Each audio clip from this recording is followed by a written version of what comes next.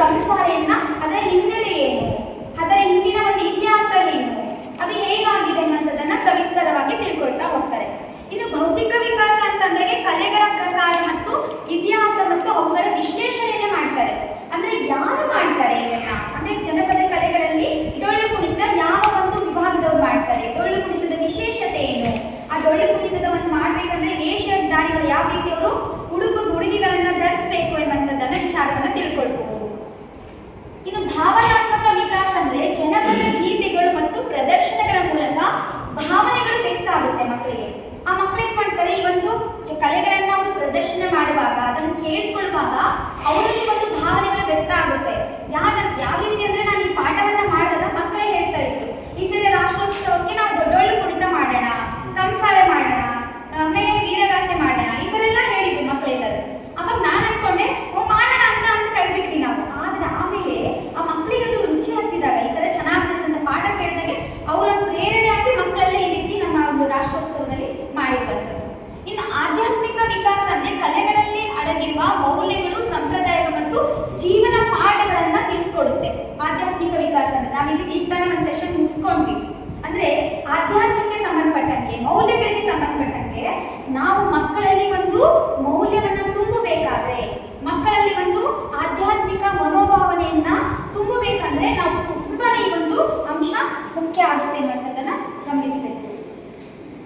ಇಲ್ಲಿ 5 ಮಾದರಿ ಪಾಠ ಯೋಜನೆ ಸಕ್ರಿಯ ಕಲಿಕೆಗೆ ಒಂದು ಚೌಕಟ್ಟು ಅಂತ ಹೇಳ್ಬೋದು. ಅಂದ್ರೆ ತುಂಬಾ ಚೆನ್ನಾಗಾಗಬೇಕು ಕಲಿಕೆ ಇದೆ ಅಂದ್ರೆ ಸಕ್ರಿಯವಾಗಿ ಮಕ್ಕಳು ಭಾಗವಹಿಸಲಿಕ್ಕೆ ಚೆನ್ನಾಗಾಗಬೇಕು. ಹೇಗೆಂದ್ರೆ ಈ ಮಾದರಿಯು ಕಲಿಕಾ ಪ್ರಕ್ರಿಯೆಯನ್ನ 5 ಹಂತಗಳಲ್ಲಿ ವಿಂಗಡಿಸಲಾಗುತ್ತೆ. ಇದು ವಿದ್ಯಾರ್ಥಿಗಳನ್ನ ಸಕ್ರಿಯವಾಗಿ ತೊಡಗಿಸಲು ಸಹಾಯ ಮಾಡುತ್ತೆ.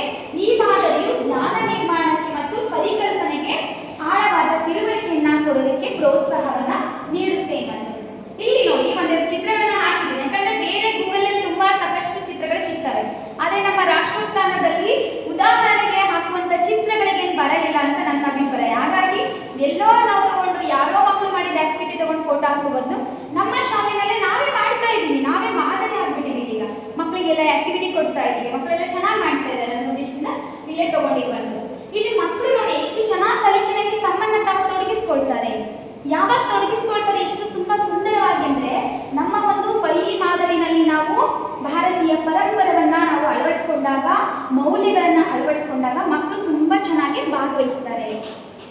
ಇಲ್ಲಿ ತೊಡಗಿಸಿಕೊಳ್ಳುವುದು ಅಂದ್ರೆ ಎಂಗೇಜ್ ಅಂತ ಹೇಳ್ತೀವಿ ನಾವು. ವಿದ್ಯಾರ್ಥಿಗಳಲ್ಲಿ ಕುತೂಹಲ ಮೂಡಿಸುವುದು ಇಲ್ಲಿ ತುಂಬಾ ಮುಖ್ಯ.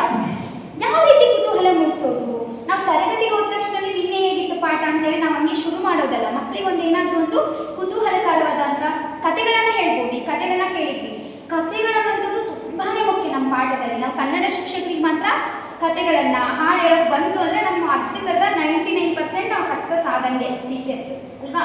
ಇಲ್ಲಿ ಕಥೆಗಳ ಮೂಲಕ ಮಾಡ್ಬೋದು. ಅದಾದ್ಮೇಲೆ ಅನ್ವೇಷಣೆ ಅಂದ್ರೆ ಪರಿಕಲ್ಪನೆಗಳನ್ನ ಸ್ವತಃ ಅನ್ವೇಷಿಸಲು ಅವಕಾಶವನ್ನ ನೀಡುವಂಥದ್ದು. ಯಾಕಂದ್ರೆ ಇದನ್ನ ವಿವರಣೆ ಹೇಳ್ತಾ ಇಲ್ಲ ನಾನು, ಯಾಕಂದ್ರೆ 5 ಮಾದರಿ ಬಗ್ಗೆ ನೀವು ತಿಳ್ಕೊಂಡಿದ್ದೀರಾ, ಅದನ್ನ ಯಾವ ರೀತಿ ಇಂಟಿಗ್ರೇಟ್ ಮಾಡೋದು ಬೇರೆದು ವಿಷಯಗಳನ್ನ ಅಂತ ಹೇಳ್ತೀನಿ. ಇನ್ನು ವಿವರಿಸಿ ಅಂದ್ರೆ ಪರಿಕಲ್ಪನೆಗಳನ್ನ ಸ್ಪಷ್ಟಪಡಿಸುವುದು ಮತ್ತು ವಿವರಿಸುವುದು. ಇಲ್ಲಿ ವಿದ್ಯಾರ್ಥಿಗಳು ವಿವರಿಸಿದ ತಕ್ಷಣ ನಾವು ಅನ್ಕೋತೀವಿ ಶಿಕ್ಷಕರೇ ವಿವರಿಸಬೇಕು ಅಂತೇಳಿ. ಆದ್ರೆ 1 ರಿಂದ 5ನೇ ತರಗತಿಯಲ್ಲಿ ನಾವು ಮಕ್ಕಳಿಗೆ ವಿವರಿಸಬೇಕಾಗುತ್ತೆ. ಯಾಕಂದ್ರೆ ಮಕ್ಕಳಿಗೆ ಅಷ್ಟು ಅಕ್ಷರಗಳ ಒಂದು ಗೊತ್ತಾಗಲ್ಲ, ವಿಷಯಗಳ ಒಂದು ಅಷ್ಟು ಪ್ರಾವೀಣ್ಯತೆ ಇರಲ್ಲ ಅನ್ನೋ ಸಂದರ್ಭದಲ್ಲಿ ವಿವರಿಸಬೇಕು. ಆದ್ರೆ 6 ರಿಂದ 10ನೇ ತರಗತಿ ವಿದ್ಯಾರ್ಥಿಗಳಿಗೆ ಬಹುತೇಕವಾಗಿ ಮಕ್ಕಳ ವಿವರಿಸಬೇಕು, ಮಕ್ಕಳಿಗೆ ಹೆಚ್ಚು ಅವಕಾಶ ಕೊಡ್ಬೇಕು ನಾವೇ.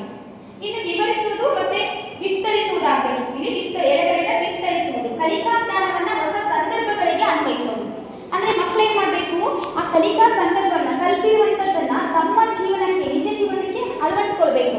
ಈಗ ನಾವು ಪಾಠ ಕಲಿತ್ವಿ, 9ನೇ ತರಗತಿ ಪಾಠ ಮಾಡಿದ್ವಿ ಅಂದ್ರೆ ಆ ಮಕ್ಕಳು ಏನ್ ಮಾಡ್ಬೇಕು, ತಮ್ಮ ಜೀವನದಲ್ಲಿ ಅಳವಡಿಸ್ಕೊಳ್ಬೇಕು. ಈಗ ಜನಪದ ಕಲೆಗಳ ವೈಭವ ನೋಡಿದ್ವಲ್ಲ ನಾವು ಚಿತ್ರಗಳನ್ನ, ಅಲ್ಲಿ ಮಕ್ಕಳು ಸ್ವತಃ ತಮ್ಮಲ್ಲಿ ನಾವು ಅಳವಡಿಸ್ಕೊಂಡ್ರು ಆ ವೇಷವನ್ನ ಧರಿಸೋದ್ರಿಂದ. ಇನ್ನು ಮೌಲ್ಯಮಾಪನ ಅಂದ್ರೆ ಕಲಿಕೆಯ ಪ್ರಕ್ರಿಯೆಯನ್ನ ಅಳೆಯುವುದು. ಇದು ತುಂಬಾನೇ ಮುಖ್ಯ ನಮಗೆ ಮೌಲ್ಯಮಾಪನ. ಯಾಕಂದ್ರೆ ನಾವು ತುಂಬಾ ಚೆನ್ನಾಗಿ ಕಲಿಸಿರ್ತೀವಿ, ಮಕ್ಕಳಿಗೆ ತುಂಬಾ ಚೆನ್ನಾಗೆಲ್ಲ ಹೇಳ್ಕೊಟ್ಟಿರ್ತೀವಿ.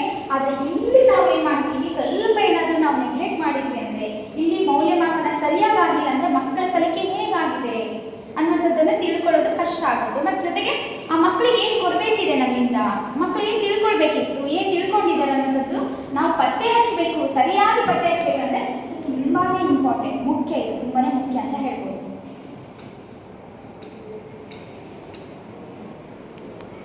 ನಮಗೆ ಇನ್ನೂ ಒಂದು ಸೆಷನ್ ಆಯಿತು, ಭಾರತೀಯ ಜ್ಞಾನ ಪರಂಪರೆ ಅಥವಾ ಜ್ಞಾನ ಪರಂಪರಾ ಅನ್ನೋದು. ಇದನ್ನು ಯಾವ ರೀತಿ ನಾವು ಇಂಟಿಗ್ರೇಟ್ ಮಾಡೋದು ಅನ್ನೋದು ಕೂಡ ಕೆಲವೊಂದು ಸ್ವಲ್ಪ ವಿಷಯಗಳನ್ನ ನೀವು ತಿಳ್ಕೊಂಡಿದ್ದೀರಿ.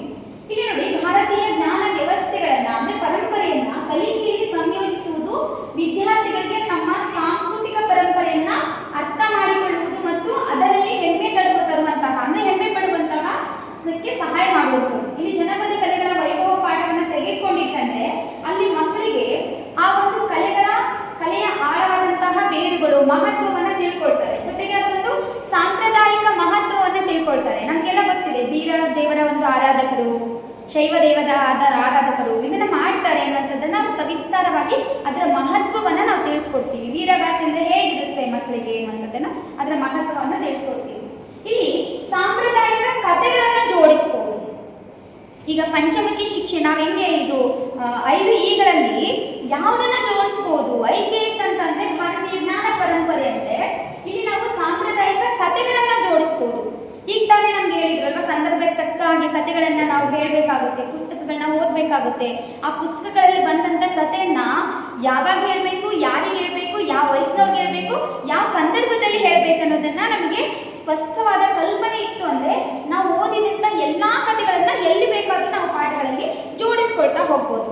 ಈಗ ಯಾವ್ದಾದ್ರು ಒಂದು ಸಹಾಯದ ಪಾಠ ಇದೆ ಅಂತ ಅನ್ಕೊಳ್ಳಿ, ಸಹಾಯದ ಪಾಠ ಉತ್ತರಿ ಹಾಡು ಅಂತ ಇದೆ. ಉತ್ತರಿ ಹಾಡು ಅನ್ನೋದು ಕೊಡಗಿನ ವಿವರಣೆ ಇಲ್ಲ, ಸಂಪ್ರದಾಯದ ಬಗ್ಗೆ ತಿಳಿಸುವಂಥದ್ದು ಸಾಕಷ್ಟು. ಈಗ ನೋಡಿ, 7ನೇ ತರಗತಿಯಲ್ಲಿ ಸಂಕ್ರಾಂತಿ ಎಂದು ಸುಖ ದುಃಖ ಅಂತ ಒಂದು ಪಾಠ ಇದೆ. ಅದು ಸಂಪ್ರದಾಯ, ನಮ್ಮ